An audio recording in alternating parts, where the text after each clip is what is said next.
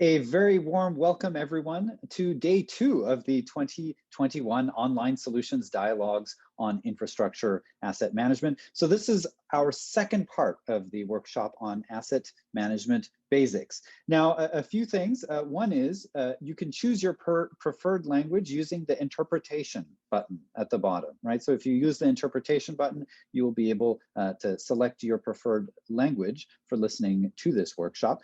The second piece is I would love it for everyone to introduce themselves, the name, the country you're from, the government agency or organization that you're with. I see a number of people have already introduced themselves in the chat, so thank you so much. It's great to see all of you once again. So go ahead and introduce yourself into the chat. The chat is also where we will be taking any thoughts and questions. So if you have thoughts or questions about the presentation material, the chat is the place to go and post that, and we'll be taking some of those questions and responding to some of those points. Now for today, what I'd like to do is I'd like to share some opening remarks, and we've got 2 sets of opening remarks for today. The first set is from David Jackson, who's the Director for Local Development Finance at UNCDF. So we're gonna pass things over to David. Welcome to the UNDESA and UNCDF Asset Management Handbook and the course associated with it. Asset management is a critical feature of infrastructure finance in developing countries, and one which is often neglected. A little known fact is that 80% of the infrastructure cost to the local authority is post-construction, post-procurement. And so whilst there's a lot of talk about the need to build projects, to bring in blended finance, to develop cities, etc., what is often left behind is the management of those assets once they are established. However, asset management should not only be seen as a cost, it is also an opportunity for income. Well-managed assets can actually increase fiscal space. They can provide leverage for further investments, and they can repay the investment, the initial investment, many times over. Furthermore, asset management is a key feature of the citizen-state relationship at the local level. When people think of government or their government, they often think of publicly owned features such as parks, schools, hospitals, transport systems, lighting systems, water, electricity, etc. So when these assets are well managed, people tend to think, well, government is working. When they're not well managed, they think government is not working. And this is interestingly the case for central government, even though local government does the managing. So it's often good for central government to make sure their local governments are capacitated to manage the assets, because central government benefits from that wider recognition and citizen satisfaction. And of course, a satisfied citizen is willing to contribute more and better place to build the economy and contribute in tax revenue. So all around, asset management is a fundamental feature of development and of progress. And in terms of building the SDGs and moving towards the Sustainable Development Goals by 2030, asset management is not a topic that often comes to mind, but actually is a fundamental prerequisite for meeting the Sustainable Development Goals. Finally, of course, asset management is something that has a long lead-in time. And the infrastructure of 2030 will not be built in 2030. It's being built now, it's being planned now. Infrastructure finance, infrastructure management has a long lead-in periods. What is being planned and being financed now is what will be coming on stream in 2030. So if you like, when it comes to asset management, 2030 is now. Now is the time to get our act together, to build our capacity in asset management, to build our local fiscal space, to build confidence in the citizen, and to contribute very positively to meeting the Sustainable Development Goals, building climate resilience, climate adaptation, and sustaining our future on this planet. So for those of you that came to this course thinking that asset management might be boring, it's far from that. It is actually a key element to securing our future. So you should be very proud and happy to be on this course. And please do read the handbook. And many, many thanks to the colleagues at UNDESA and the whole UNCDF team for this wonderful collaboration in the context of the United Nations contribution to financing for development. Thank you very much indeed. Fantastic.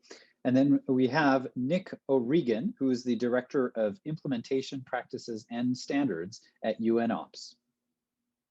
Infrastructure is at the heart of sustainable development. Infrastructure touches every aspect of human life, from the roads we drive on and the mobile networks that connect us, to the delivery of the water we drink and the electricity that lights up our homes. It connects people with services, provides opportunities, and protects lives and livelihoods. In fact, our research together with the University of Oxford shows that infrastructure influences 92% of all the targets across the Sustainable Development Goals. Robust infrastructure systems are therefore essential for nations to thrive and governments to achieve their development objectives locally, nationally, as well as internationally. But governments face numerous challenges in the planning, delivery, and management of their infrastructure systems. And this hinders the provision of sustainable, resilient, and inclusive services for all citizens. So it's crucial to work in partnership with governments to enhance their capacity to improve the quality, performance, and the value of their infrastructure systems, whilst minimizing life cycle costs and risks to meet both present and the future needs for all. UNOPS has a central mandate in infrastructure. We support our partners address these infrastructure challenges. Together with our partners, UNDESA and UNCDF, we aim to support government deliver on their development goals by helping them to manage their infrastructure assets and systems more effectively. The UN Handbook on Infrastructure Management and these open solutions dialogues are a great resource in this regard. They offer practical guidance and adaptable tools that support local and national governments to manage infrastructure assets effectively. One example you will find in the handbook illustrates how UNOPS worked hand in hand with the Bangladesh Local Government Engineering Department to co-create an approach that better and more sustainably managed assets, and one that is aligned with the highest of international standards. The result of this collaboration demonstrates that we don't always need new software or processes. Sometimes what we need is organizational change and improved practices and procedures. Together, we can build a better future through sustainable, resilient, and inclusive infrastructure.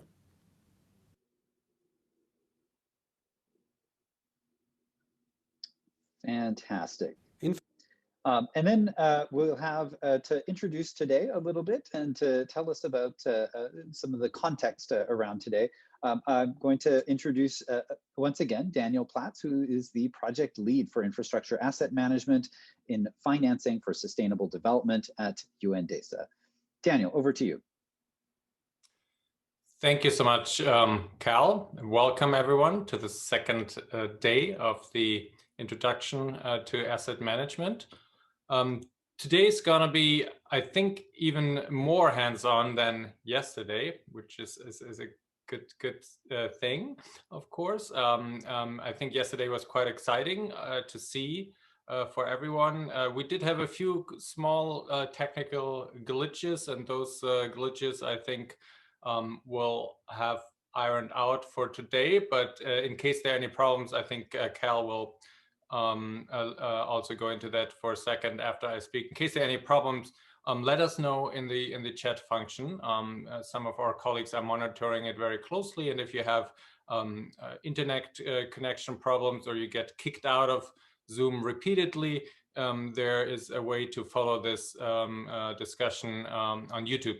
However, if you are on YouTube, you cannot participate in these interactive sessions, so that is only sort of plan B. Linda will talk about the day a little bit more, but essentially what we're going to be doing, we're going to dive a little bit more into the second chapter of the handbook, which is on asset management dynamics. We'll talk a little bit about what it takes to build an enabling environment at the local level for asset management, what it takes to build an asset management framework, and what that means in terms of concrete actions that you're taking. Towards the end of today's workshop, we'll go a little bit into some very concrete tools that are freely available on our website, and hopefully very soon in the next few days in multiple languages. And those tools can help you do two things. The first tool is a diagnostic tool that really will help you to assess how you do asset management and where there are possible areas of improvement. And it'll also suggest a few very concrete interventions. So that diagnostic tool is sort of the first step to do on your asset management journey. And then we'll introduce you at the very end to what we call an AMAP. It's an asset management action plan.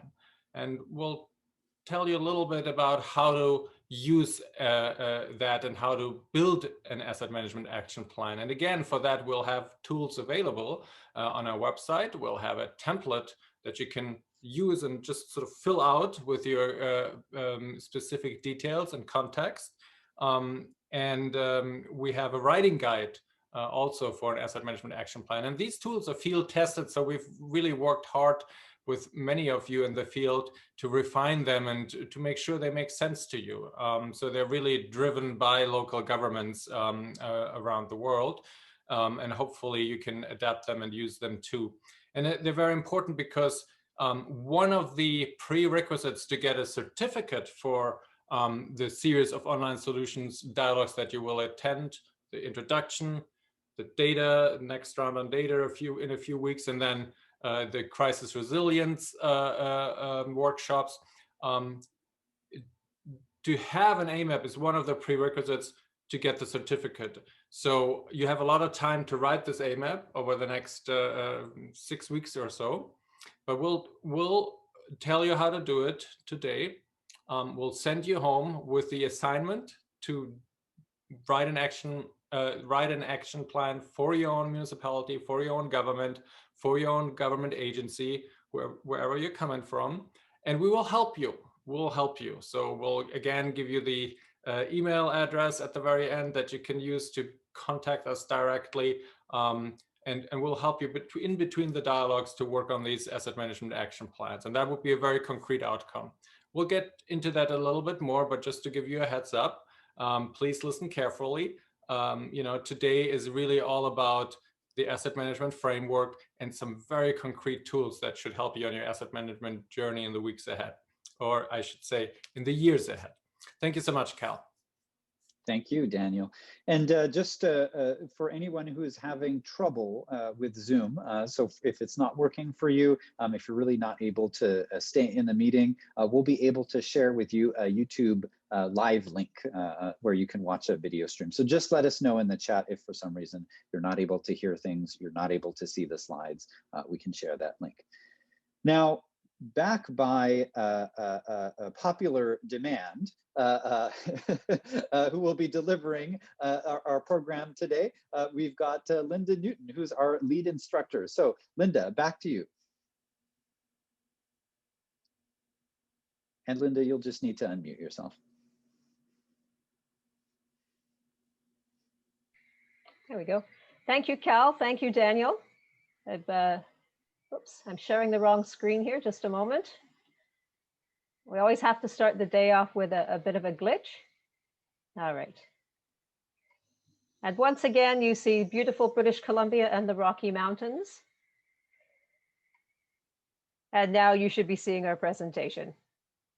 So as Daniel mentioned in his remarks, today we're going to look at how we take what we talked about yesterday and put it into practice.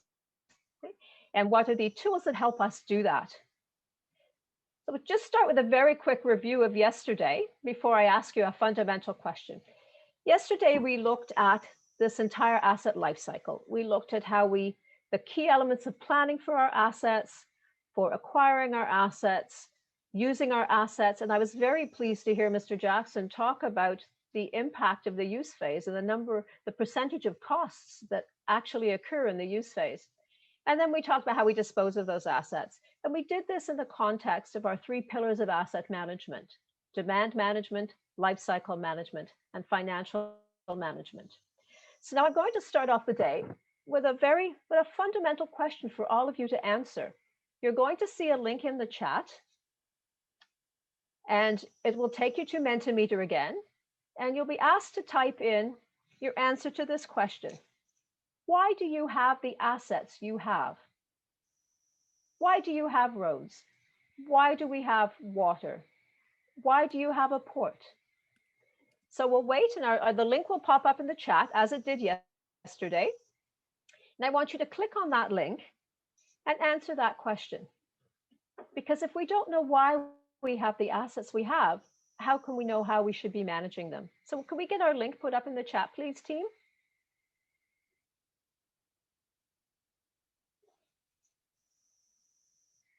I'm just waiting for our link. There we go. So click on the link and you can type your answers in directly. We'll give you a minute or so to think and to put your answers in there. Again, the question is, why do we have the assets that we have? Why are they there?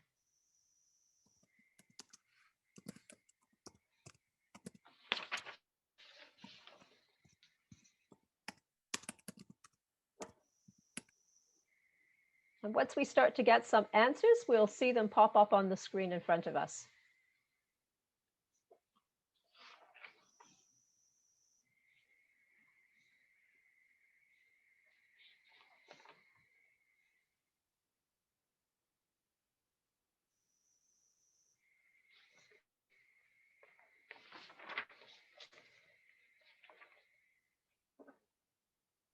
So I'm very excited to see some of our responses here to achieve our goals, to meet service delivery for the public, to improve quality of life. This is excellent. Okay. Parce qu'ils sont bien gérés. Okay. Financial benefits. Again, so we have this theme running through here about goals and services to the public, meeting our strategies, meeting our community needs.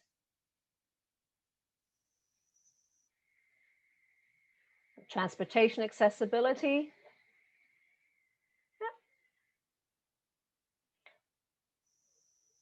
And I don't know whether all of you read my mind, but you've all hit on some of the top 3 reasons, which is excellent. We'll go back to our presentation.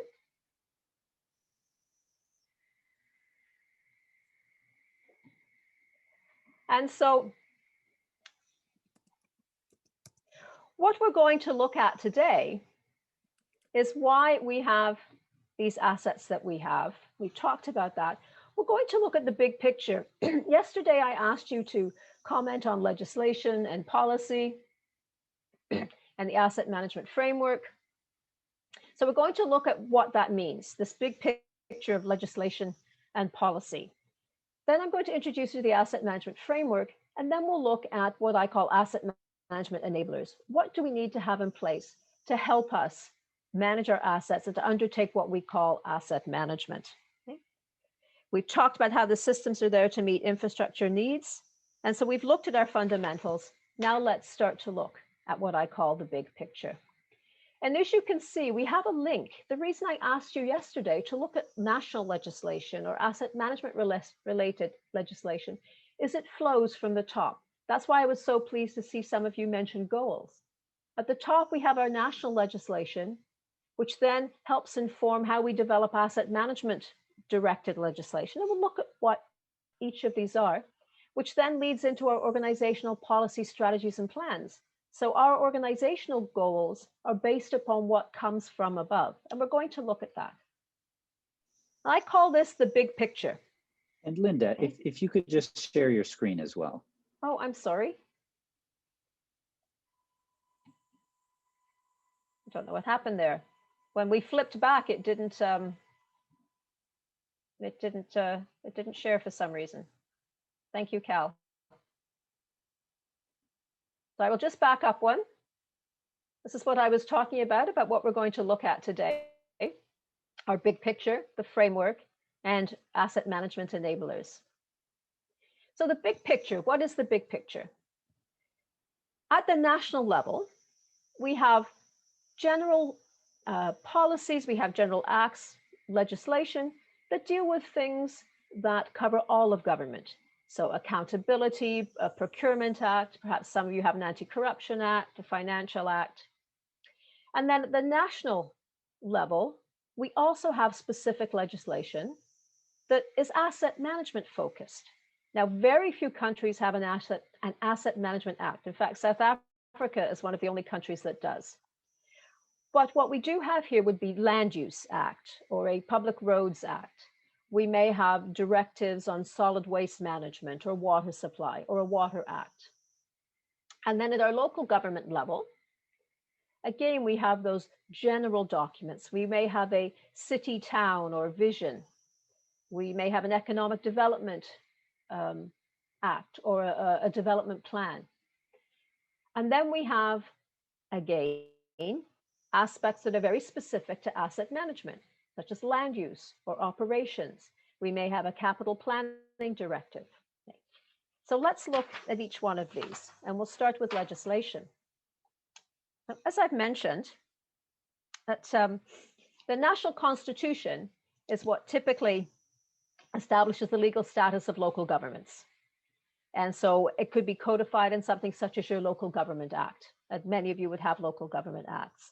And it defines those roles and responsibilities and those relationships between your national government, perhaps in a district government or a state government, and local government.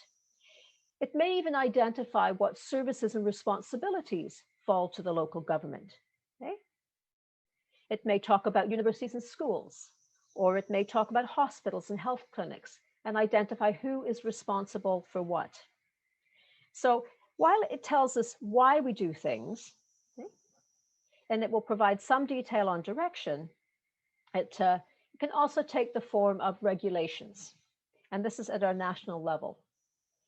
So we're going to put a poll up here, and I want to get a sense of what national legislation do you have in your countries? So you can see our poll in front of you. And what national legislation do you have policies for? So you can click on the poll and let's identify. Do you have policies for accountability, procurement, asset management, financial management? We've got about 9 of them here that you can select from. So we're seeing so far with the results that have come in, we're seeing a lot of countries have accountability acts or procurement acts, financial management.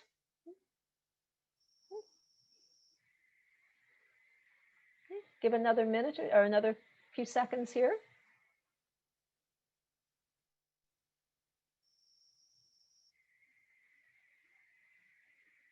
Okay. So let's have a look.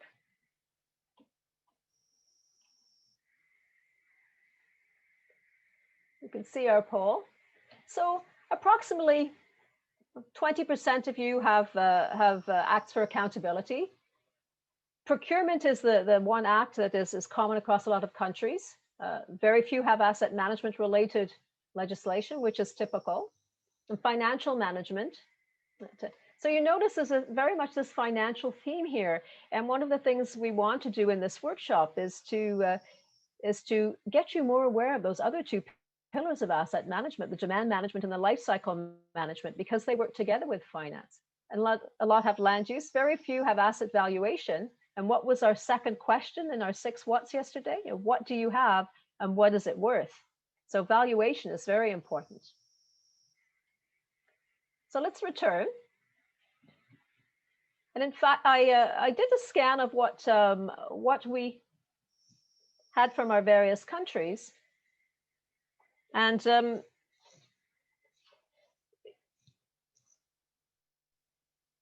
whoops, sorry, I'm getting ahead of myself. The Local Government Act, the Public Finance Act are very common. It's what we tend to see. So we've talked about our legislation. Let's look at asset management policy and strategy. What do we have from an asset management perspective? Okay. So now we tend to see, and some of you mentioned this, okay, that land use is typically the common one. Many, many countries have a land act.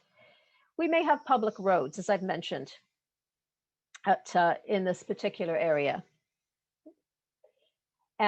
Water supply, sustainability. Okay?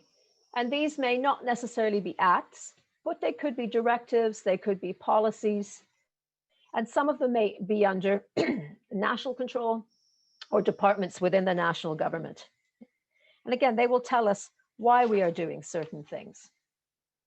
So if we pull these two together, if we look at what we have nationally in terms of legislation and policy, both general and both asset management related, you can see a summary here of some of the countries that we've been involved with in Africa. And you can see that commonality. And this is what showed in the poll: a Local Government Act, the Finance Act, a Public Procurement Act. They're called slightly different. They have slightly different titles in different countries, but there is still a common theme among those acts. So now let's move down to the local government level.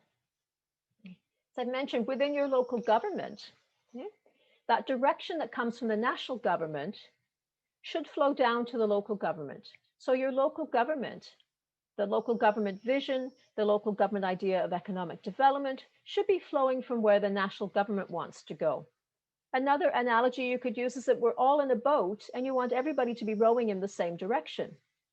And if anyone has ever heard the rowing, there's always someone in the boat called the coxswain that's yelling out stroke, stroke, stroke. And in some ways, that's our national government because they're giving us that direction. And so we want to have a community and a town and a vision that is in line with where our national government, where we want to go as a country. And again, I'm using the terms government, but you want to think of where we want to go as citizens, where and how are the assets going to support us getting there. So once we understand what our local government vision is, then our assets need to align with that. So if our local government vision is to grow, is to provide better transportation links, to encourage citizens to be more sustainable, then our assets have to align with that.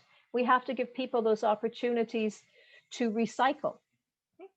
And this could come down to land use, to how we operate. So one example I have here is from the Tanzanian city of Mwanza, and Mwanza has a master plan of 2030. And so their master plan takes into account where the city wants to grow, how the city wants to evolve, and what assets they need to support that.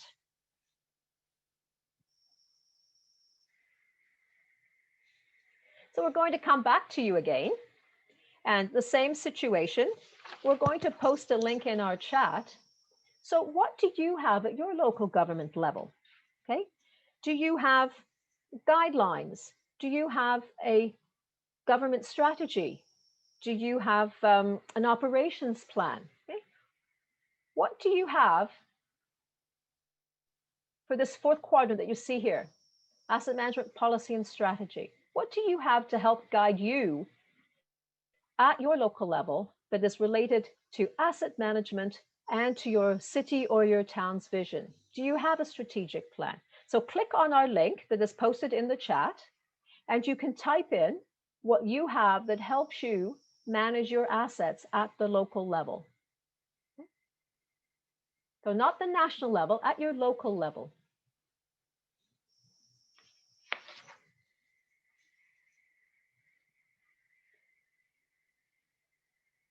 So we're seeing solid waste management strategy. Some do have a strategic plan. Some have a local strategy and a local development plan, bylaws, regulations. We have one group that has an asset management policy, which is excellent. A general plan and a local plan.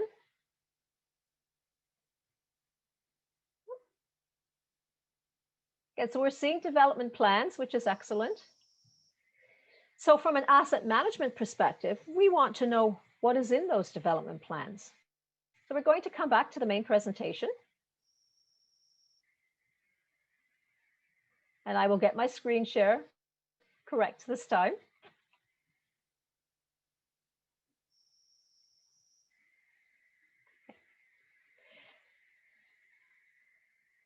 So I promised we'd come back to, we'd look at something called an asset management framework. The reason we look at our legislation and we look at our policies, because if you see at the very top, that is what guides us. In the best example whether you are the operator of the garbage collection vehicle or whether you are the cow of your municipality, you need to have some understanding of how your role fits into that. The citizens need to understand why they have those assets. And so our asset management policy is what sets that out for us. And we are going to look at all of the elements of this. We're going to look at the policy. We're going to look at the strategic asset management plan. So if the policy tells us why and what, the strategic asset management plan tells us how. And as you can see, here are our pillars of asset management. This is what allows us to take what is in our action plan, our strategic asset management plan, and what our policy is telling us to do, and deliver it at the level of our citizens, our operations. And it's not just one way, it works both ways. Information that we get from operations, as you can see, we have an asset management system in the middle. Information we get from operations feeds back up and it informs what we do. It informs whether or not we need to perhaps rehabilitate an asset earlier or whether we can delay in that. It informs whether we may need to change our policy. And what surrounds all of this are what we call enablers. Okay? And our enablers are people like you. There are asset management teams, there are policies, there are processes, our information systems, and procurement. So let's look at some of these elements of the framework in a bit more detail. Let's begin with our asset management policy. So the asset management policy, now this isn't, you may have a national policy, but you also need to have one at your local government level. Because what it does is it sets out the general principles that you will follow and the requirements that you need for asset management. It needs to look at what that national directive is. It needs to be linked to your local government strategic plan. If your local government is saying we're going to develop a satellite city, or we're going to develop outside our main area, and that's where we want to put a market, then you do not want to be planning for building a new market in the downtown area. So the asset management policy is written in the context of your overall mission, vision, and goals for your municipality, your mission and vision for asset management. How are you going to implement asset management in your city?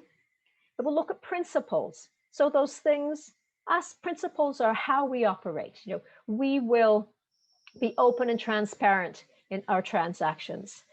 We will strive to be a sustainable community by, okay? And you have to explain how you're going to do that. There need to be links to supporting processes such as your procurement policy. And you also want to identify who's responsible. Do you remember yesterday we looked at that picture of that vehicle that was broken down at the side of the road and nobody was responsible for getting rid of that vehicle? So we need to have a look at that. What's also very important is that your policy is written in clear language. Everybody should be able to read it and understand it, from the cow down to the individual that is operating and maintaining your assets. You want to have a look at risk. What things must we take control of, and what assets do we not need to be as concerned about? That life cycle management approach that we've talked about is so important. And having a focus on service, as many of you said. I said, why do we have assets? They're there to deliver a service to our citizens. And so we need to have that focus on asset management, and that focus that the assets are there for our citizens, they're not there for us. So that is our policy. And a policy should not be pages and pages and pages. A policy, 4 or 5 pages at the most. Again, thinking about it's the why. You first need to know why you're doing something, and then you can know what you are going to do. So then we look at asset management direction.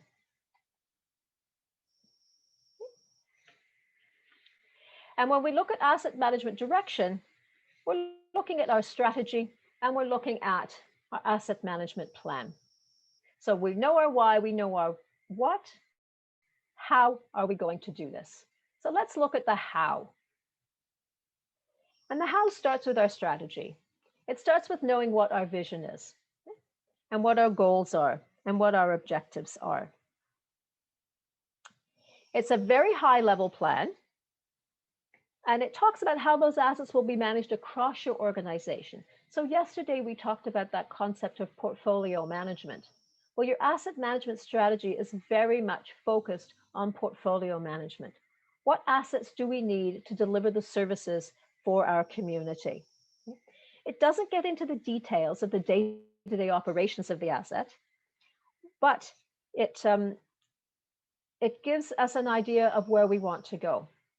And it can be something that can be condensed, and you could have it on a board that could say, Kigulu municipality, these are our high-level objectives, and these are our goals. It typically has a 15 to 20-year focus, so we're looking out, and this is why it has a strong link with your development plan. You can't write your strategy without having a good development plan. And it'll identify what your critical assets are. So yesterday when I asked you about your 3 assets, it asked you about those. It may be looking at future service delivery needs. So do you remember we talked about demand management?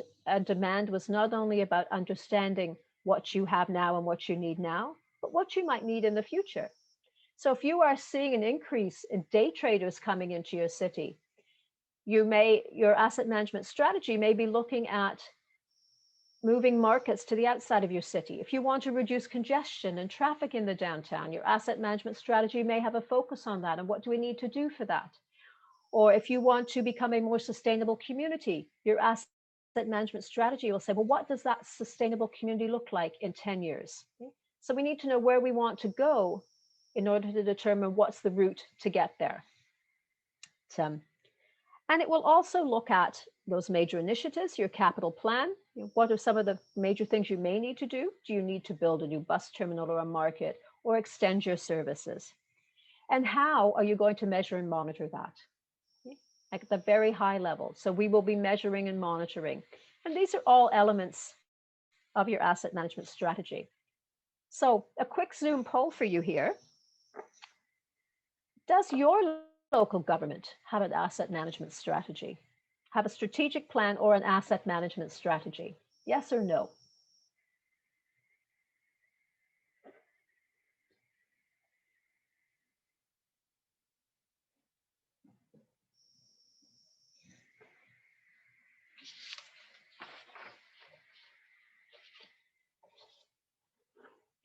So we're 50-50 divided so far. Answers are coming in very, very quickly on this one.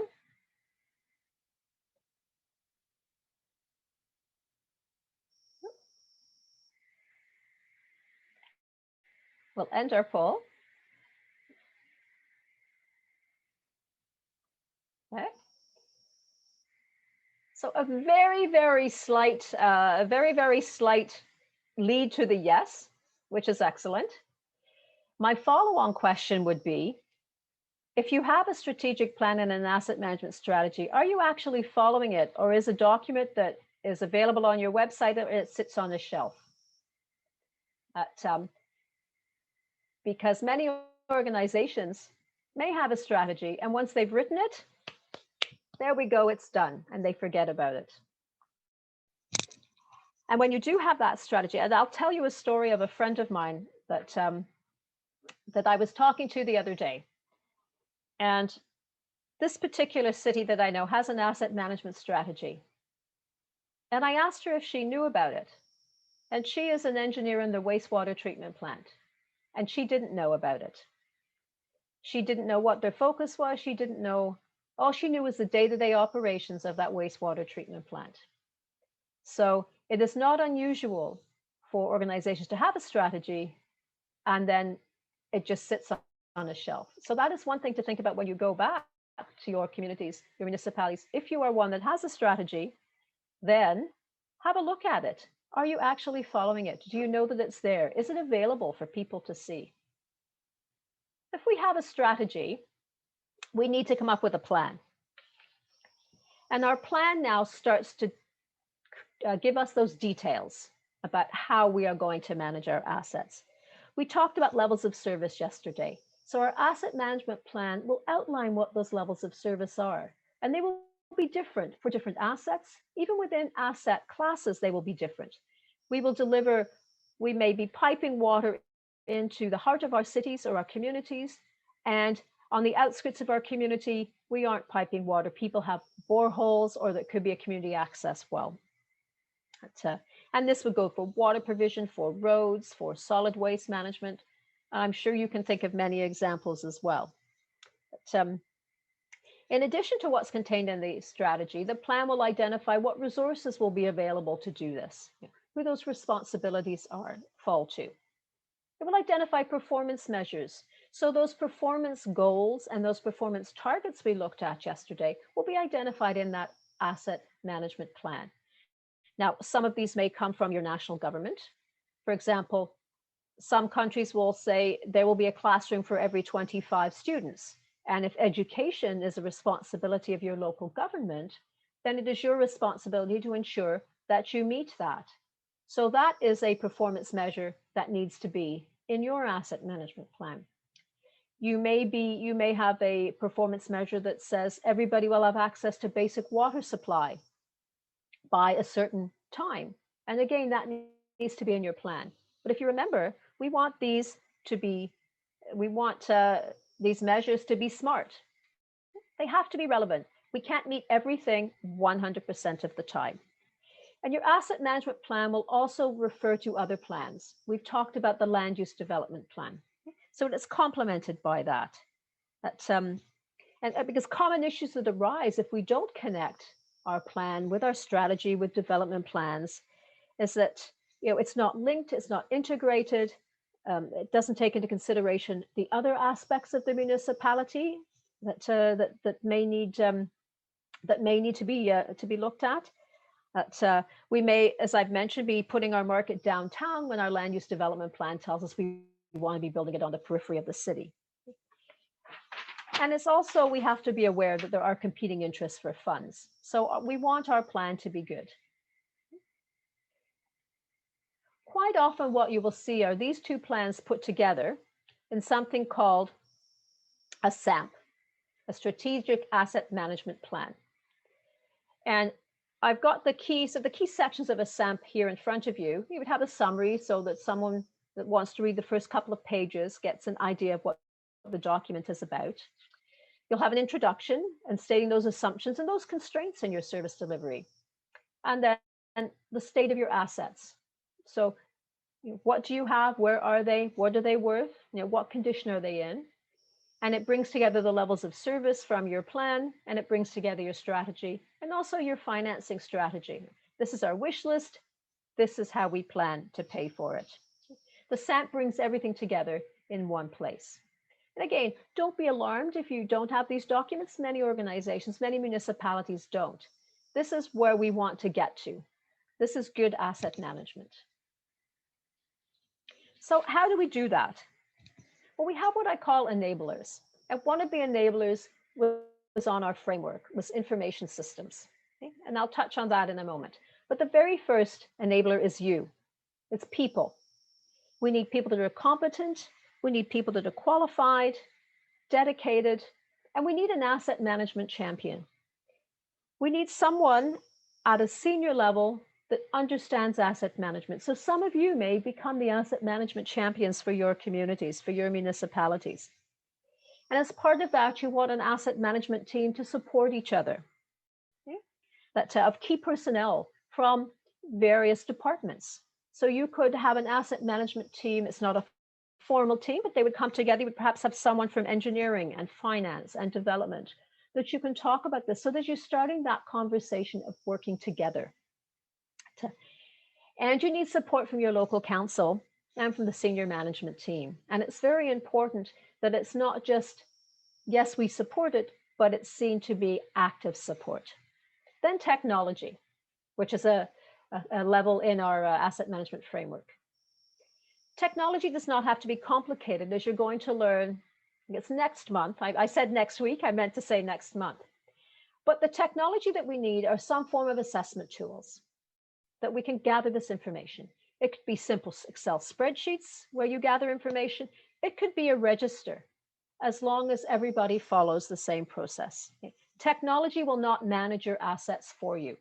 Technology is there to enable you managing your assets. If you don't have a GPS system or not a GPS system, if you don't have a map, that I keep saying GPS and I'm forgetting the word, but I think you all know what I mean. If you don't have Google Maps, you can have a map with pins that color code the state of your assets or show where you want to develop. It doesn't have to be complicated. It's how do you represent that information. Okay? And resources. We've got people, we need technology, we need resources. We need the right equipment, and major pieces of equipment are also part of our assets, so we have to manage them themselves. And we need material, spare parts, cleaning equipment. So all of these are what we must have in place to allow us to move forward. So our asset management framework is the skeleton of asset management. And then our demand management, our life cycle management, financial management are sort of those muscles that go on that skeleton. And the people and the technology and the needs are the ligaments and the tendons that allow those muscles to work and allow the system to move forward. So we're going to do a breakout exercise now. And I want you to think, I've got an imaginary town here called Supertown. And I want you to think about principles and operational objectives. Okay? And there's a link we're going to provide to help you here, okay, to do this exercise. So Supertown is a medium-sized municipality, about 250,000 people. It's located on a large lake. It has a lot of day traders who come into the city and leave at night. And what you're going to do in your group is come up with 5 or 6 objectives and principles for Supertown. There's a reference to help you with this. It's the slide I talked about, and it includes the notes that I talked about. And as we've included in the chat, when you go to your breakout rooms, the first step is to introduce yourselves to one another, and then pick one person to be your rapporteur or your presenter. Then discuss this exercise in the breakout room with your colleagues, and you can summarize your discussion on the form that has been provided. So you have a link to the reference, and you also have a link to the form. And you will have 15 minutes to do this exercise. So we're going to go to our breakout rooms, and some of us will pop into your rooms to see how you're doing and help facilitate. And then we'll come back and I'll pick again on 1 or 2 of you to share what you decided.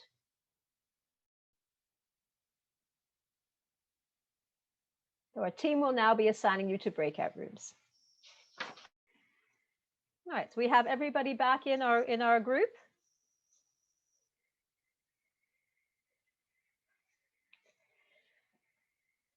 So I realized it looks like we had a couple of challenges reaching the forms. There was a lot of chatter in the chat. I was able for some of you to share the PDF, and hopefully that helped, but you have that document anyway. So don't be alarmed if you struggled with this exercise.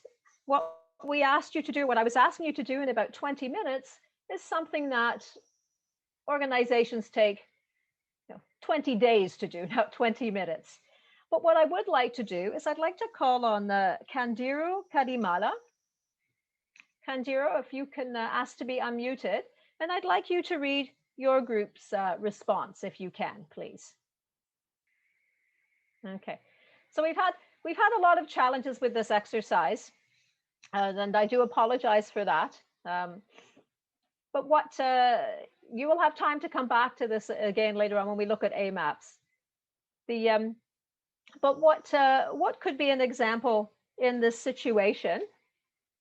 And is that you could one of your objectives could have been sustainability. We will be a sustainable community, and so then you would think, well, what principles would you operate by to make that happen?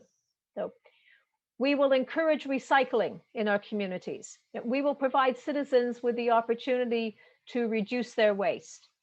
If we had transparency as one of our objectives, we will ensure that everyone has an opportunity to bid on our contracts, or we will provide the results of our contracts or of our procurement processes on our website. If you had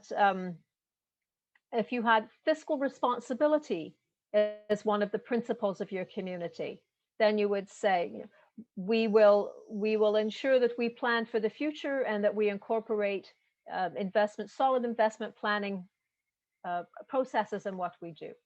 If you had your objective to be an attractive place for people to live and work, then one of the principles associated with that would be that we will ensure that we do asset management planning, and we engage our citizens in how we plan assets. Yep. So we've got one here that popped into the chat. Our principle is we will be based on our objective was sustainable development, and their principle was we will ensure we have a master development plan with a 30-year. We will be based on our 30-year master development plan. Okay. So that is the idea: is that the objective is what you hope to achieve, and the principle then says how you, in the very general sense, how you will do that. And it usually starts with something like "we will." And if you have done a good job with defining your objectives and your principles, then quite often they're a good thing that you can create a graphic, this wonderful picture like I have one here of Supertown, and underneath it just list them very, very briefly so that your citizens can see what they are. So thank you for your feedback on that exercise, and thank you for your contributions. We're going to take a short break in a moment, but before we do, we've looked at the big picture, and this is a difficult concept sometimes to grasp. The thing I want you to take away from this is that understanding that big picture is what allows us to know what we need to be doing at our level. We need to understand what is that national direction and that national guidance is, and then how does that relate to us at our local level? How does that inform the policies that we write at our local level, the direction, the guidance we give to our staff? And from that, we can create that asset management framework. We can create that skeleton so that we know how we are going to move forward to managing our assets. Asset management, as I mentioned yesterday, it's not a one-time project. It's a continuous way of doing business. And so in the next session, we're going to look at the tools that Daniel talked about earlier, the diagnostic tool and an asset management action plan to help us learn a bit more about asset management, and then how do we come up with a plan to make some of these objectives and these goals that we've talked about become a reality. So we're going to take a 5-minute session break, and then we will be back to start our final session of the workshop. Thank you, everyone.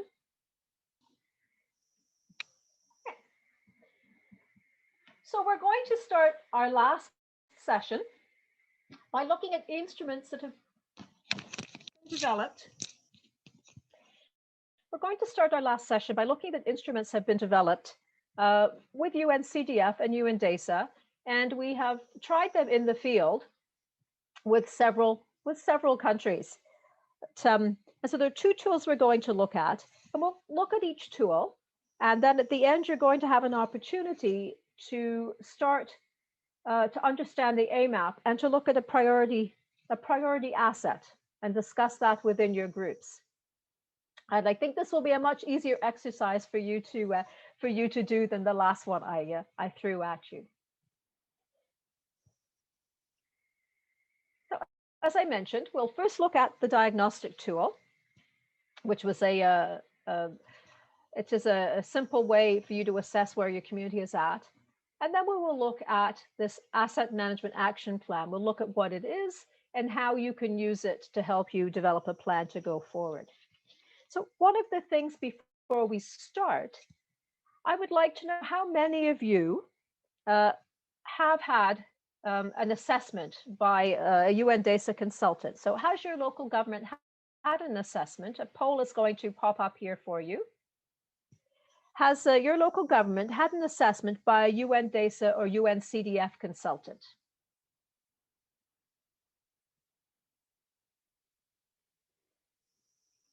For some of you, this will be a review. Some of you may have attended the larger 3- and 4-day workshops that we've given in your countries. And some of you, this is completely new. Some of you may have had seen the tool, but perhaps not. So we're seeing the majority of people that are here have not had an assessment by someone from a team or by one of the local consultants.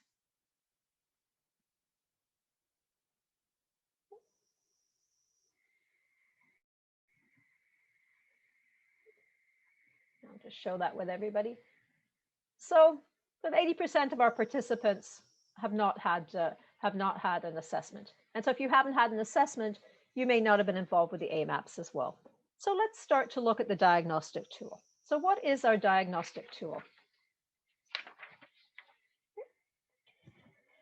So the idea behind the diagnostic tool is it allows you to take a stock of what state you're at in terms of your asset management capacity and your asset management capabilities. And it also helps create awareness, because the way this structures, as you will see, is it takes you through what is basic asset management all the way through to what is a greater awareness of asset management. And so why did we develop this asset management tool? Well, if we think back to those asset management objectives of meeting a required level of service in the most cost-efficient manner, and also my phrase of having the right assets in the right place at the right time, the intent of the tool is to introduce this concept. It gives you that simple means to assess where you're at, so you can do it internally. You don't have to have someone come and do that assessment for you.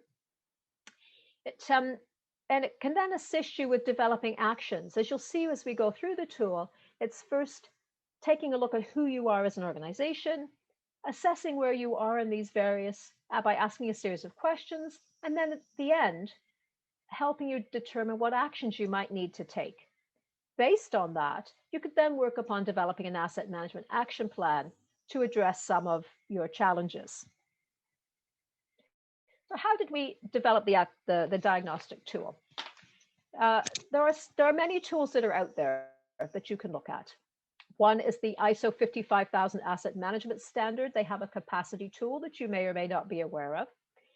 The International Infrastructure Management Manual, 2015, and a new version has just come out called 2020, were the basis for the tool, and also a very good tool that was developed by the government of New Zealand. And as I mentioned, this could be done through a formal assessment, or it could be done as a self-assessment. And there are 3 parts to the diagnostic tool, and we'll look at each part together. Part 1 is a self-assessment. Part 2 is a questionnaire that is done on site. It's a series of 14 questions. We'll take a look at that.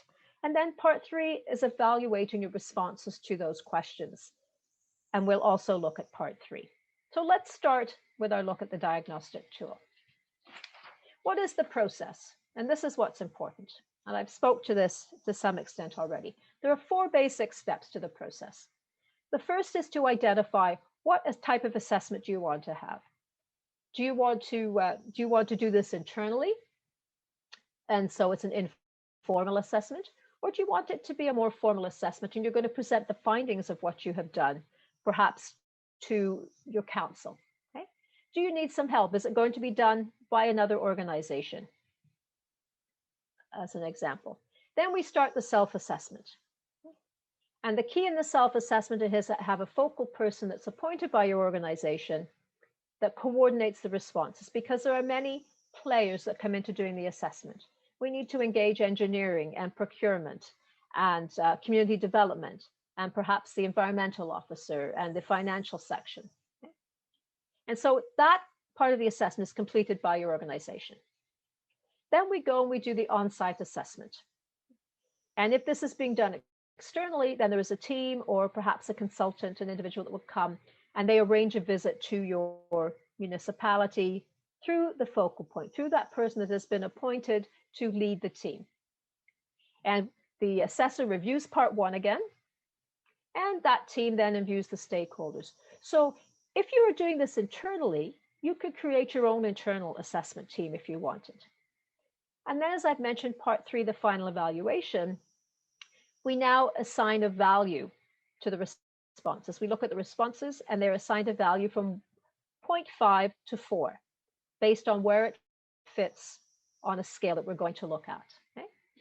And based on those scores, we look at where we're at now and where we could be and develop recommendations from that. Okay? And then that allows you to create an asset management profile. So let's look at each one of these steps in a bit more detail. The assessment, and you're not going to be able to see the wording on these forms. What I just want to be able to do is to show you the types of forms, because there is a link to the actual diagnostic tool that, that will be provided to you. But the very first form is a cover sheet, and it identifies a municipality, what your population is, and whether that's a daytime population or perhaps a nighttime population. Some municipalities experience an influx of people during the day in day traders. And that's important to know because they use your assets and they don't contribute necessarily to your tax base. So we need to know that. So this overall cover sheet gives us that idea. And then there's a series of simple questions that you're asked within that. Basic information on the types of assets that you have, what the goals are for your organization. Do you know the national policies that are involved? What are the challenges that you face? What are your priority assets? So it's to give an overall picture of your community, of your municipality, and the types of assets that you have. And that is part one of the assessment. So who participates in this? Well, what you see in front of you are the typical participants we had from our 4 countries that did participate: Bangladesh, Nepal, Tanzania, and Uganda. And you can see that there's a general theme to the titles, but people are given different titles depending upon where they are. But you can see that we have procurement, we have finance, we have community development, environment, the engineering staff. So you want to get that really good, good participation from everyone that is impacted by assets in your community. And so this is who we should be looking at for part 1 of the survey. And then when we go to part 2 of the survey, it will depend upon the questions that are being asked, who you bring into that discussion. And this allows for a really good exchange of information as well. Again, as I mentioned, this can be done as an educational exercise, and it really gets people that might not have spoke to each other to talk to each other about their assets. So part 2, the on-site assessment. Now here's an example of the first question. The very first question is on asset inventory data. And as you can see from the questions here, what information do you collect? How do you classify it? So this is an example from an assessment that was done in one of our municipalities. And within the form, you can type in what the responses are. So here we can see that there's a new asset management system that's used. They collect basic data. They've entered about 80% of the assets, okay? But there was no quality assurance done on that data, so they're not really too sure whether it's accurate or not. And there are 14 questions that are part of this on-site assessment. Part 3, once we've had the on-site assessment done, and again, I'm not going to go into each of the questions, I just want to give you a flavor of what this diagnostic tool looks like. Part 3 allows you to score the answer to each one of those questions. And they're called awareness levels because it really is about developing your awareness of asset management. And so the first level is very basic. We know that asset management exists, and we know we need to do something about it. All the way down to advanced, where we are implementing asset management activities in all categories of assets under our jurisdiction. So we're going from we know what it is, we're trying it with 1 or 2 assets, all the way to we are doing it everywhere. And then based on that, we assign a score. And each score identifies what you need to be doing at that level to achieve that score. And so it gives the opportunity to transfer the comments and then to assign a score. So here, when we look at asset inventory data, the comments would be, well, they've entered about 80% of their assets. They do condition inspections. but there's no evidence that that data is being entered. So how do we score that? And this is a broad spreadsheet which gives you comments, a score, and why you put those scores down there and what evidence you have to support those scores. Okay? So it's no point somebody telling you you want to see what it is. And then the scores are automatically transferred. It allows you to create graphs that you see here. These just happen automatically. What you see, the light blue score, is the score that was assigned based on the response. And the dark blue score is where you think they could be, or where you think you could be with some minor interventions. Okay? And again, these these figures are being shown to you just so that you get an idea. But you can go to the actual assessment is available online. It's an Excel spreadsheet, or there's an online version that you can go to see them in more detail. And that's what we're encouraging you to do. And then from that, we identify interventions. So what is an intervention? Based on our assessment, you identify what your problem is. Then what do we need to do to move along and improve our processes, our methods, our asset management, and how do we do that? And then we want to look at what can we do quickly, because it's always great to have quick wins. Okay? So if it's simple as conducting a verification of your data, that is something that you could do.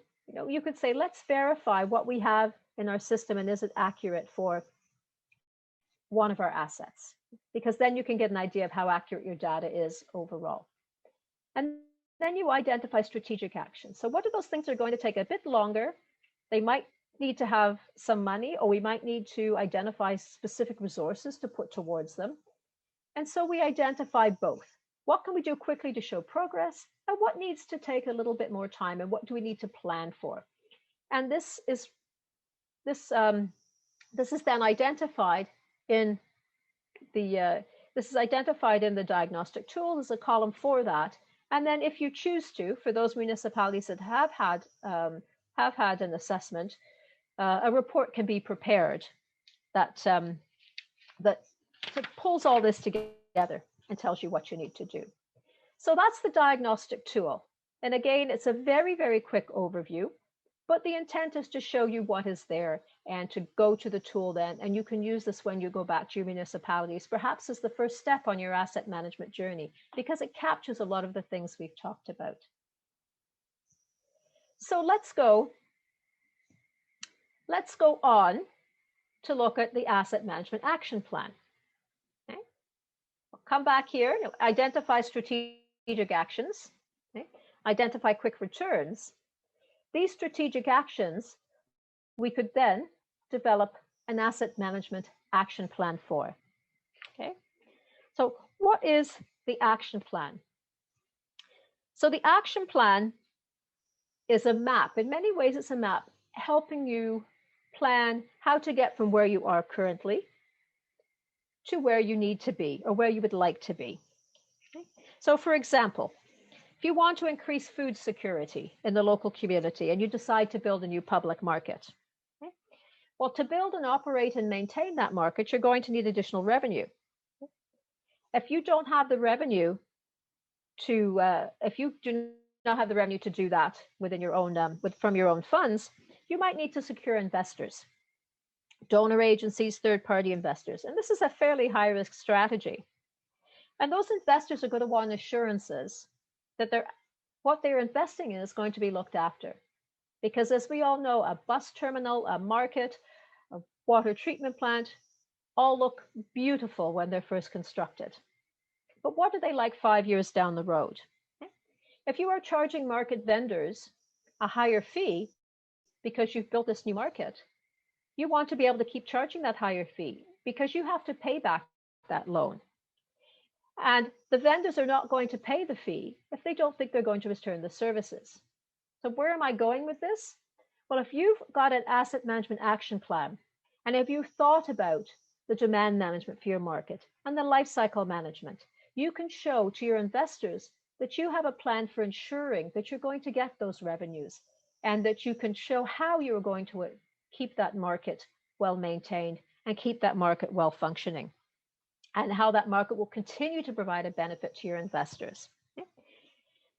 We're going to start with very simple AMAPs, but in the bigger picture, this is why the Asset Management Action Plan is one of the core documents that Daniel was referring to, that will allow you to be part of the UNCDF program. Okay? And that's why it's important to not only for the certification, but also to perhaps access sources of funding. So let's walk through the AMAP steps. Okay? So there are 5 steps in establishing an AMAP. The first step is looking at your asset management policy and/or framework. Do you have one? And if you don't, you may need to write an AMAP just to do that. But as a very basic step, you can identify those objectives and those principles, because that's going to help guide you through the rest of the AMAP process. The next step is to identify our stakeholders. And again, we'll look at each one of these in a bit more detail. But the next step is to know who our stakeholders are, okay? And what are the performance goals that we want to set for our assets. Again, we need to be able to measure something. We need to know if we're meeting our performance. We then need to look at our current methods and technologies. What are we currently using to help us manage our assets? And what improvements would help us close those gaps and meet our goals if we're not currently meeting them? And this is where the link from the diagnostic tool comes in, because the diagnostic tool gives you that opportunity to assess what you are doing in the various areas of asset management.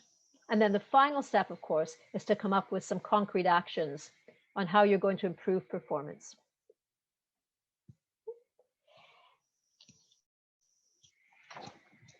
So let's start looking at step 1. Our processes, we're going to start with we've decided we want to write an AMAP. So the very first thing that you have to do is appoint a focal person and create that AMAP team. Now, you create that AMAP team, and that could be your focal person from your diagnostic tool. I'm going to do a quick poll here because I realize I forgot to do it at the beginning, but I suspect our numbers will be similar. Have any of you written AMAPs at the moment? So I'm going to go back to our team. Let's see. Have you started to write an AMAP? You'll see a poll pop up in front of you.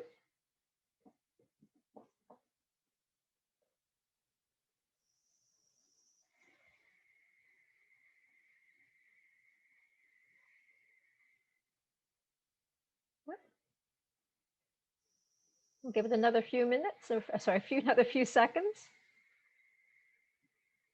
Okay. So as expected, if you haven't had a diagnostic assessment, very few of you will have started to write an AMAP. Those of you that have, this is your opportunity to reflect back on what you've done and perhaps refresh some of the steps that you need to be taking. So our AMAP focal person is important, and they're the ones that create that AMAP team. And again, this could be the same person that was the focal person for the diagnostic tool. We write the draft AMAP, going through our 5 steps. Consult with your stakeholders. Once that AMAP is written, this could involve going to key members of council, perhaps key members of the community if you have community action groups. Revise your AMAP and then have it approved by senior leadership. Again, it's like your strategy. It's not just about creating the document, but it's ensuring awareness that everybody knows you have it. And once you have it approved, actually implementing it and making it happen. So let's look at step 1. Okay, principles. Do you have an asset management policy framework? Or do you have an asset management or strategy? It could be that you don't. Okay, so we've established the importance of having this. So you may decide to have an AMAP just to do that. But if you don't, it doesn't mean that you can't carry on with writing an AMAP. One of the things that you can do as a very first step is identify your principles. So these are the sorts of the objectives and the principles that we talked about in our last exercise. Now here we have objectives of sustainability, with an integrated approach, customer-focused objective, and compliance. And then what are the principles that are associated with that? And we want to have 5 to 8 principles, probably no more than 10, that guide what we are going to do. So I mentioned some of these earlier. Sustainability, we will manage our natural assets to conserve resources and give attention to long-term solutions rather than short-term affordability. We will encourage water harvesting and conservation schemes. Or an integrated approach. We will use a portfolio management approach to ensure we maximize the benefits to our citizens. Customer focused. We'll involve and inform the public on important decisions related to the acquisition, repair, or sale of our assets. That could also be a transparency objective. Compliance could be one of your objectives. And what is the principle that comes from compliance? We will strive to meet or need or exceed all national regulations, benchmarks, and requirements related to the management of our assets. So at the very least, this is what we want to identify in step 1. What are our principles and that we are going to operate by? So then we move into step 2. And step 2 is quite important. The step 2 is where we identify our stakeholders and we set performance goals. What is it that we want to do for our asset? We talked about performance goals yesterday. We touched on a little bit this morning. Okay. So we want to identify who are those key stakeholders that manage our assets. So let's look at step 2 in a bit more detail. Identifying our priority assets. You may have already done that in the diagnostic tool because one of the questions was to identify key assets. Identifying our stakeholders. Who are those key stakeholders? Sorry, I'll deal with priorities. When we look at our priority assets, we want to look at what vital function does that asset support? Is it health and safety? Is it security? Is it the economy? Okay. And once we've identified what vital function that asset supports, we want to look at what would happen if service that asset provided is disrupted.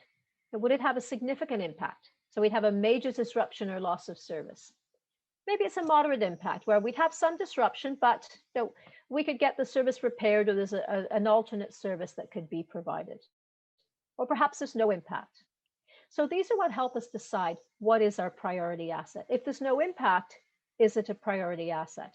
And again, we refer back to limited funding, limited resources. So we want to ensure that what we do have is targeted towards our priority assets. So that is our first step. We look at our stakeholders. Okay. Who are those internal and external stakeholders actively managing the asset? So our internal stakeholders could be our accounting officer, our municipal engineer, our procurement officer, and our external stakeholders could be our end users and our customers in key areas. It might be our Ministry of Local Government.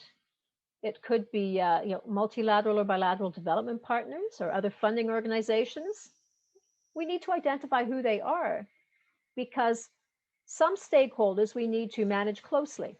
If they have a strong interest in our asset, they have a power and influence, and they also have a strong interest, then we want to ensure that we engage with those stakeholders and we communicate with them.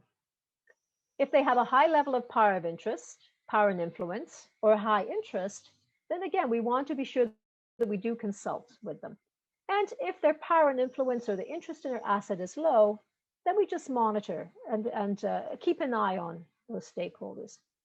But we certainly want to be consulting those that have power and influence and high interest when we're starting to develop our AMAP.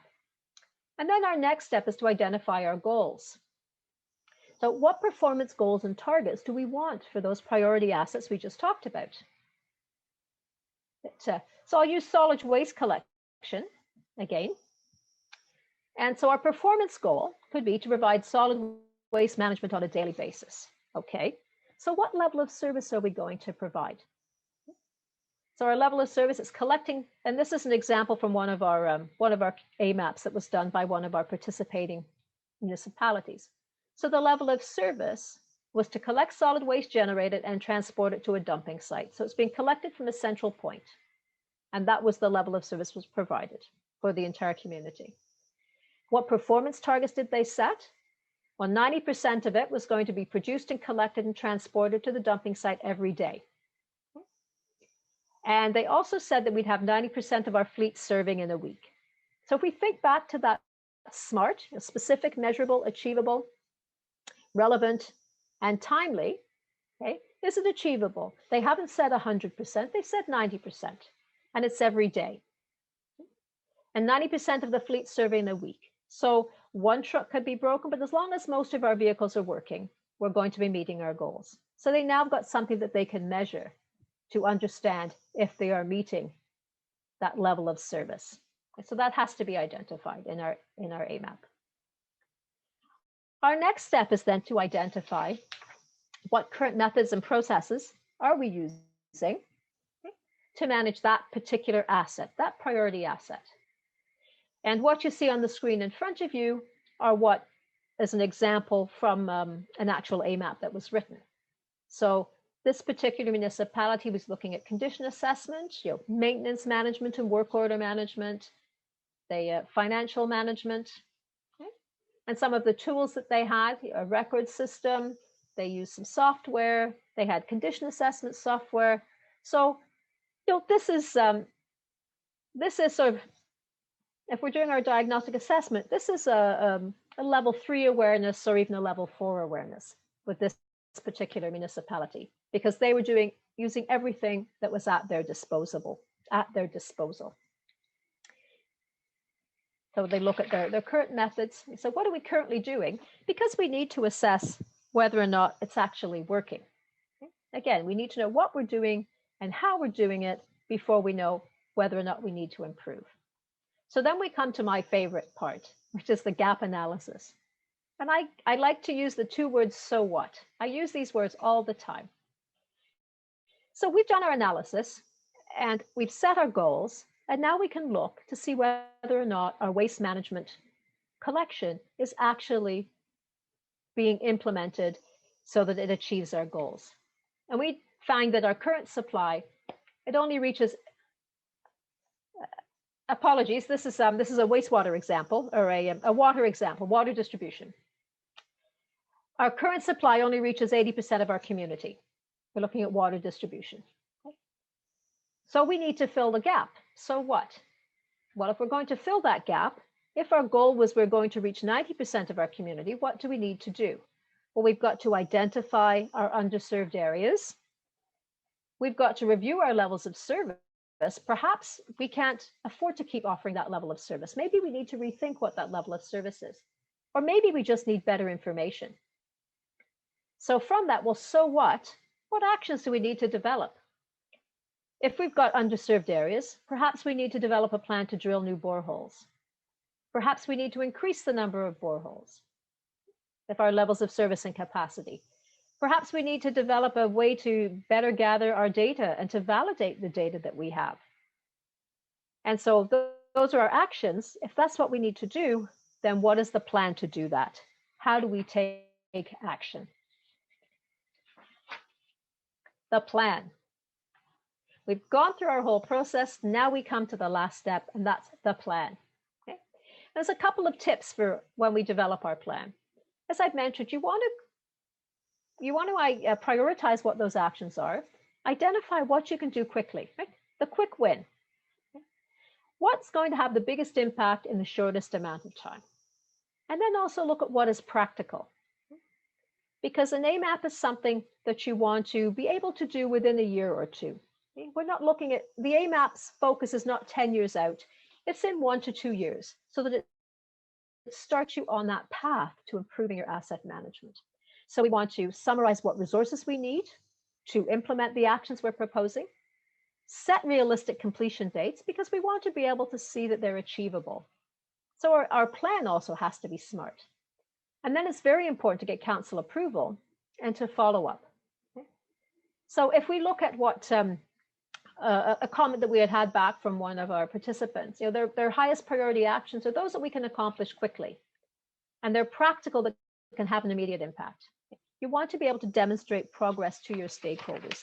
If you brought council along with you on this asset management journey, you want to be able to demonstrate that there is a benefit to what we're doing and to show how asset management. It's one thing to say that asset management will improve your community, but it's another thing to show it. So there is a writing guide and a template that's associated with the action plan. And it has an introduction. So this is the table of contents here. It is all laid out for you. And it talks about your policy framework. What are your principles? You set your performance goals, identify those stakeholders, do your gap analysis, and then do a follow-up and a review. Okay? So if you have some questions, we're going to move into a breakout exercise of how to implement one small part of developing an AMAP. Okay? We're going to look at identifying a priority asset. Now, there's a couple of things I want you to think about here. Again,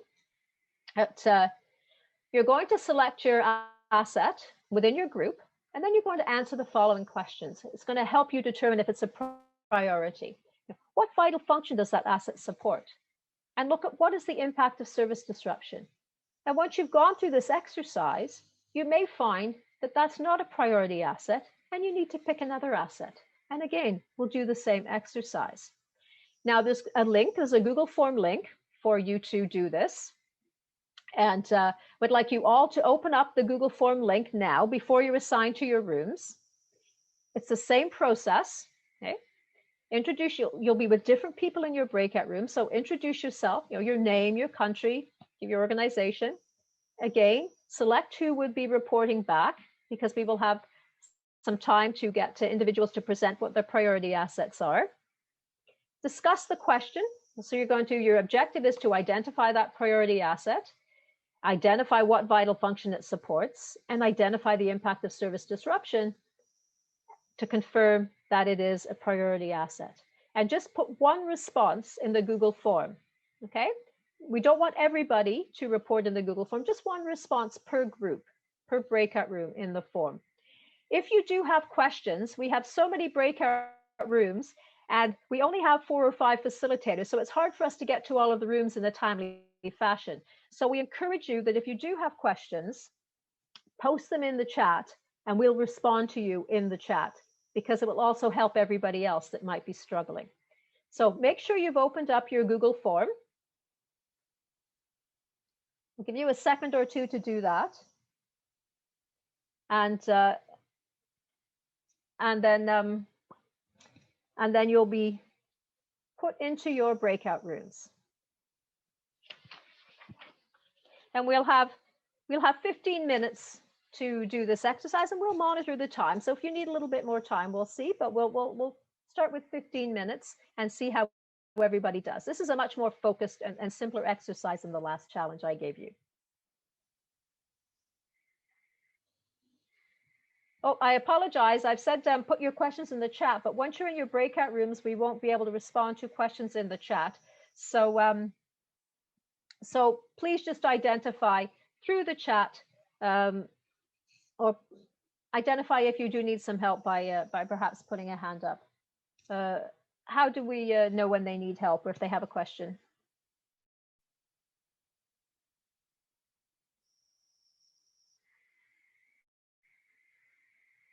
Okay, so you request help from inside your breakout room and we'll carry on and try to get you and help you out.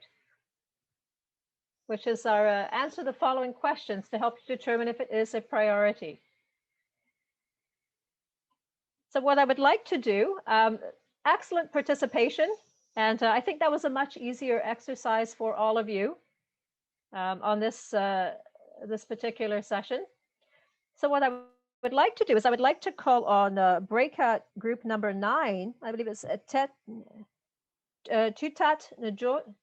Ndoji,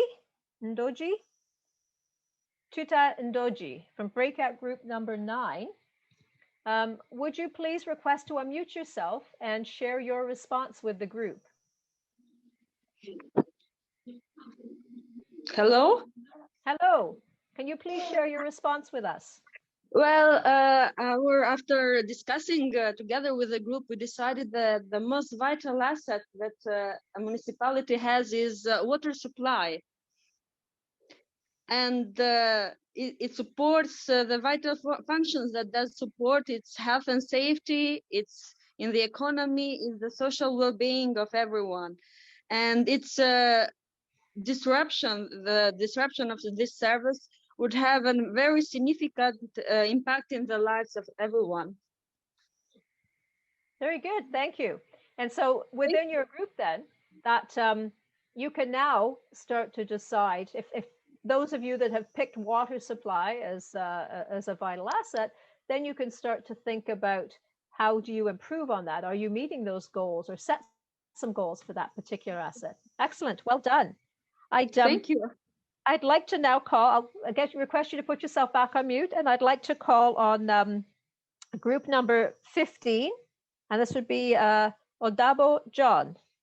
Odabo John, if you could request to unmute yourself and report on your group, please. Yes, thank you. We identified roads as our vital asset, our priority asset for the city, and our vital function. It kind of cuts across because we believe the roads can influence security, can influence the social well-being of the citizens, and also affect the economy, because without roads, access to services may be hard.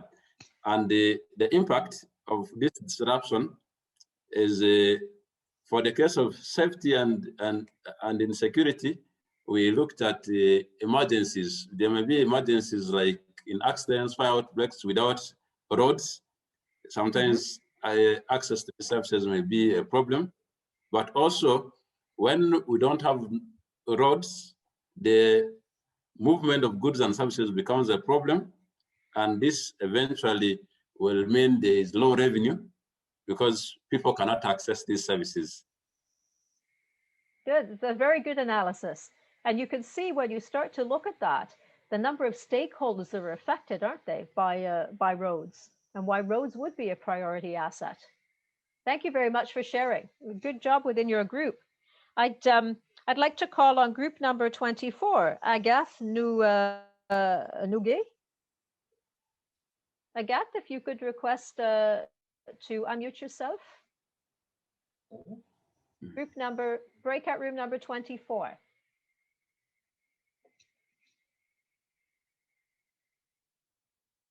Agathe, est-ce que vous pouvez demander de parler? Do we have someone from group 24? Their priority asset was an airport, in case you're wondering what your asset was.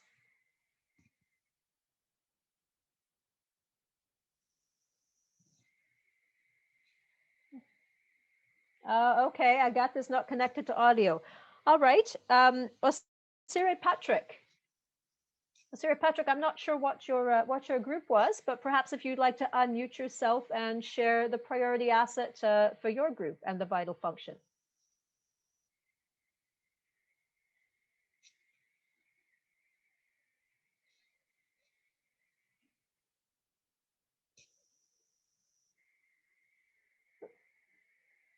So we seem to have a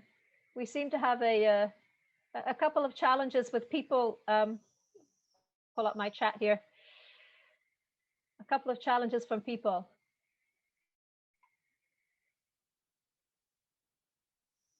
Okay, so I think you found that exercise a little easier to do. I'm going to go back to the presentation. and share my screen again with you.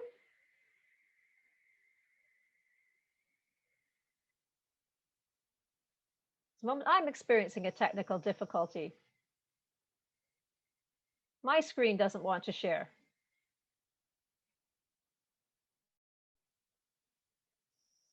So the technical gremlins are out this morning, but at least we've stayed connected today. We didn't all get disconnected the way we did yesterday. All right. Should be with everybody in a moment.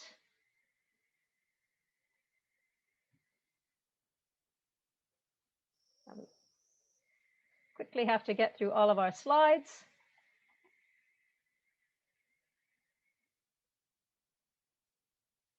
All right.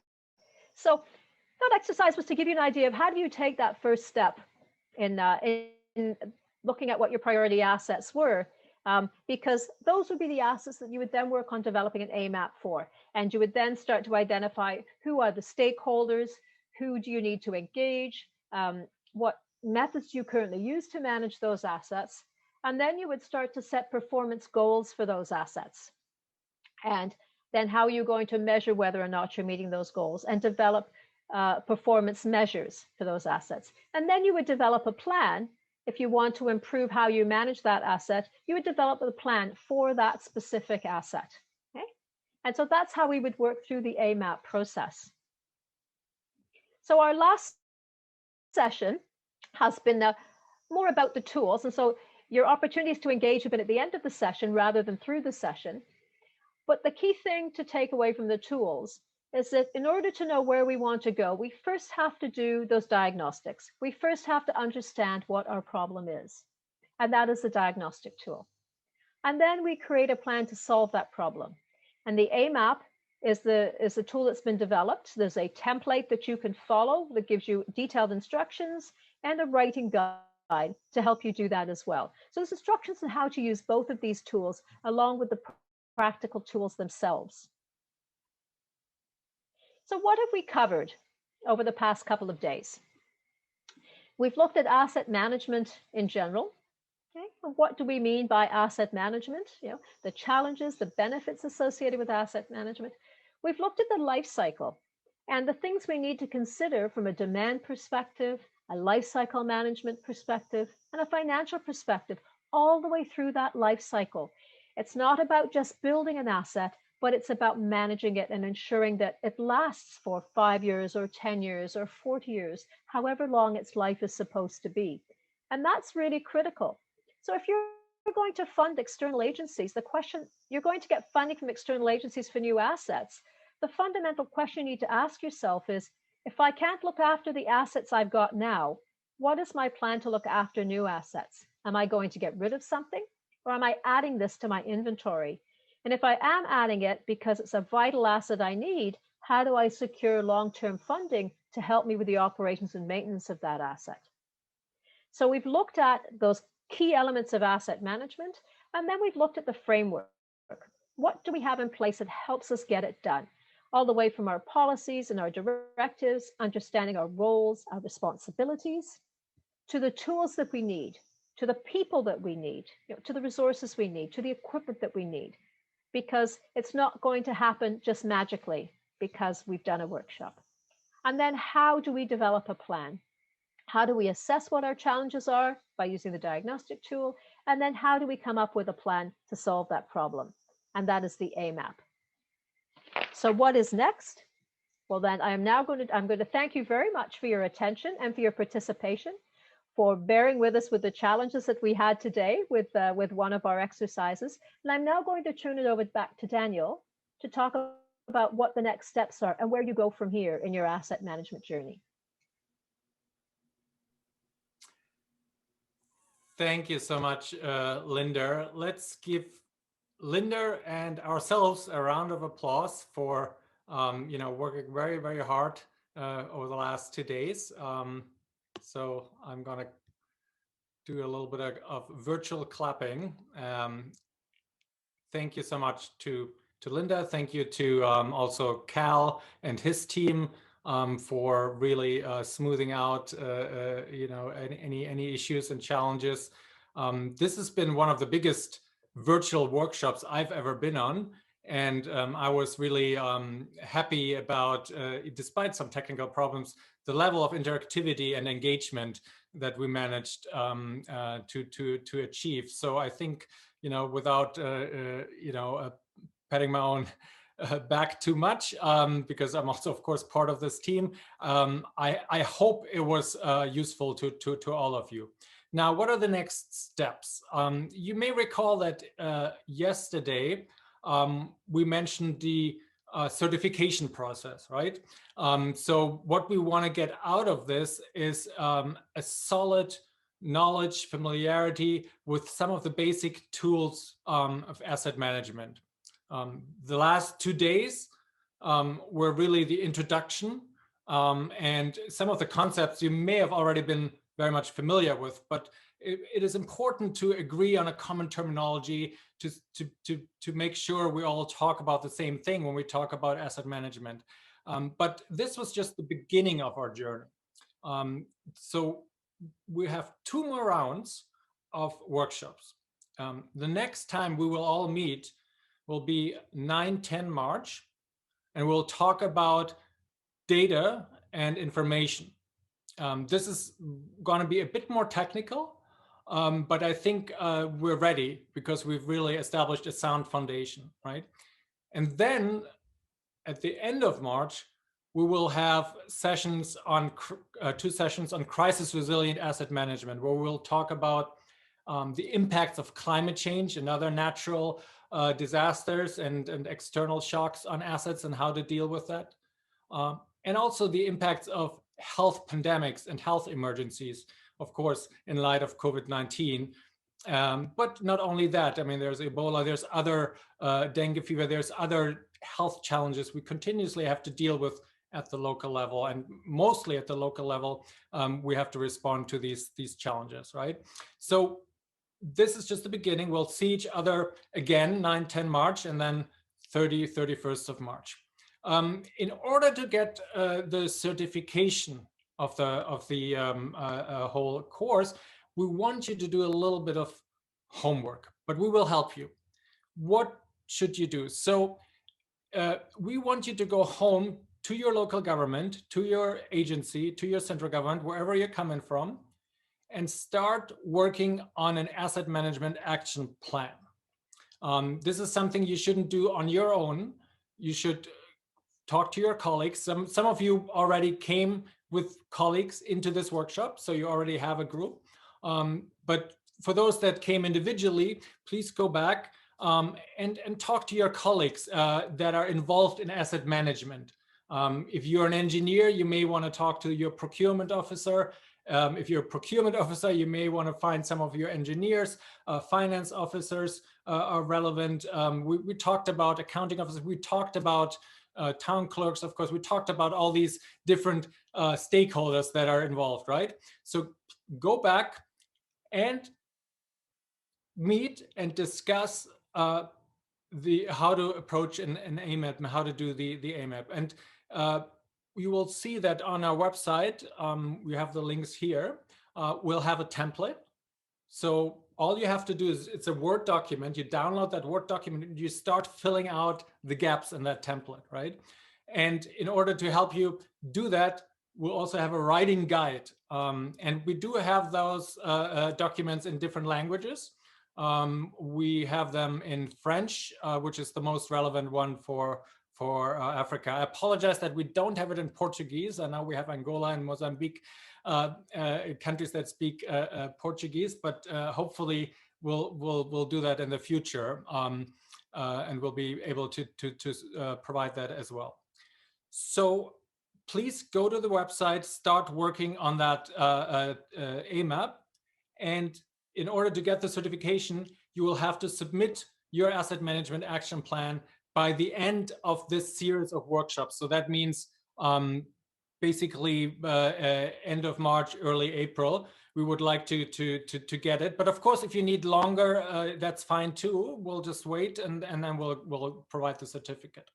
I wanted to open the chat now for questions on this, just to make sure people understand the next steps. So let me look at the chat function. There may be already some questions. Very nice comments. So that's great. People are saying they're ready to do homework. Okay. Okay, I'll just keep that open for just 2 more minutes to share. So yes, we will share the training slides with you. There will be a follow-up email. We will be in touch with all of you. My colleague Louise has been emailing you. We will summarize the requirements again to get the certificate. We'll provide you with the links to the template, to the writing guide. And yes, so without the AMAP, there's no certification. Correct. So the idea is really to do a little bit of homework. Why? Well, you may recall that in the beginning we said that in order to apply for further technical assistance, hopefully in the field when COVID-19 is under control, but also to apply for the Municipal Investment Fund of UNCDF, we want to make sure that you have that certificate, right? But what we want to see is that there are some actions taken, that there's some commitment to really put in place the techniques and the material that we've conveyed over the last few days. So with a little bit of homework, you will get this certificate, and hopefully then, you know, you will also start implementing that asset management action plan. And again, this is an ongoing exercise, and we'll be able to help you. Some people are talking about the handbook here. Yes, the handbook will be of help because the handbook really has a very detailed chapter written by Linda on how to implement the asset management action plan. It also has a chapter on the diagnostic tool, which is a useful exercise, but it's voluntary in the sense that we won't ask you to do it in order to get the certificate. And again, the deadline for the homework, well, there's really no hard deadline, but what we'll do is once we get the asset management action plan, we will give you the certificate, right? So if you take longer, then it'll take longer for you to get the certificate. So that's that. But we would like you to aim for sort of the end of March, beginning of April with that AMAP. I think, yes, there's another question about people registering for the course. Yes, you may still register. Yesterday, we've reached the limit of 500, but I think today we've sort of went down to about 350 participants. So in that sense, there may still be some room for additional registrations. And we realized that not everyone was able to join the first day. So as long as you are able to submit this asset management action plan to us, you will be able to get the certificate, even if you missed yesterday's session. Okay, I want to close now. You've all been very patient, and you've spent a lot of energy on this. The only question we still have for you is about the timing of the next workshop. So I want to, if that's okay, I want to do a very quick poll. And I want to ask you whether next time when we meet, 9-10 of March, you want to meet at 2 p.m. Uganda time at the same time, or would you rather have that workshop in the morning? Okay, so please look at these two options, and depending on what you prefer, we will meet at that particular time. So we'll go with the majority. Okay.